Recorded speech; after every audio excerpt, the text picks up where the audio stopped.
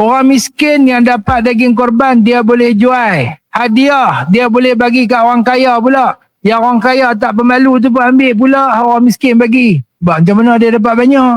Tapi kalau orang miskin nak bagi, tuan-tuan kata, tu saya bagilah kat saya. Kalau nak jual, saya beli. Kalau orang miskin nak bagi, kan dia dapat banyak.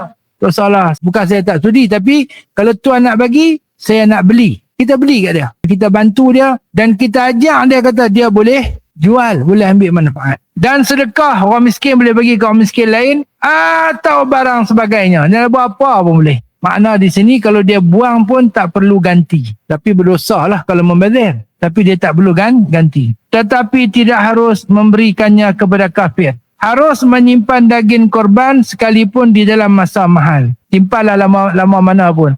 Daging korban tu lepas ada lagi ya? Cek dalam ada gearbox.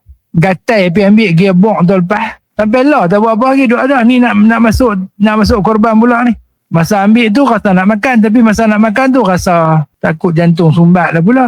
Haram atas yang mempunyai korban dan atas warisnya menjual suatu daripada korbannya yang sunat. Korban sunat tak boleh jual. Tuan tak boleh jual. Waris pun tak boleh jual.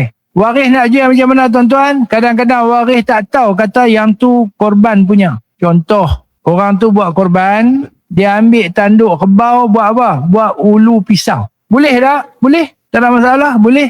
Tapi oleh kerana tanduk pisau tanduk tu korban, maka dia harus guna, ambil manfaat, boleh pakai, dia buat ulu pisau.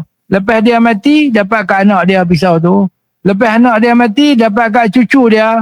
Dapat kat cucu dia. Cucu tengok tanduk sempoi punya. Cucu dia buat TikTok, tangkap gambar, buat live TikTok. Pisau rare berusia 100 tahun. Milik Tok Wan saya. Siapa berminat sila tekan butang apa?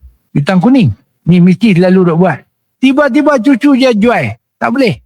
Nak bagi clear benda-benda ni kalau tuan-tuan nak ambil, cari orang miskin seorang bagi kat dia. Walaupun kita tuang korban. Orang miskin tu kita bagi kat dia tanduk ni.